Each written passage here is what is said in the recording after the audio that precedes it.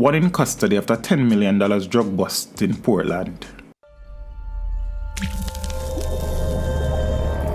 Teach them! Always make sure the message reach them! One person has been taken into custody in connection with Thursday evening's $10 million drug bust in Portland.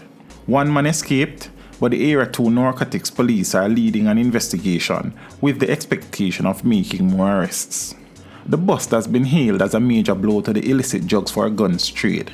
During a targeted raid of 2 houses in the community of Belcastle, the police seized 2,000 pounds of compressed ganja.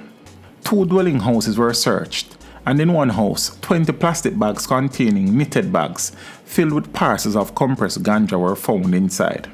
One man exited the house and ran on the approach of the police and made good his escape.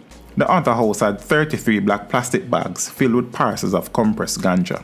The seizure represents over 260 parcels of ganja which were packaged for export. The raids reportedly took place between 3:45 and 7 p.m. on Thursday.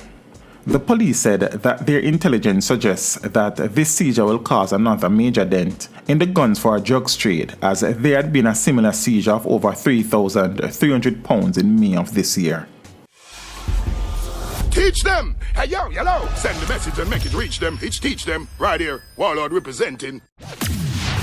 Thank you for watching. Like the video before you go. Please subscribe if you haven't done so. And remember to share the video with your friends and family. And browse the channel for more quality content.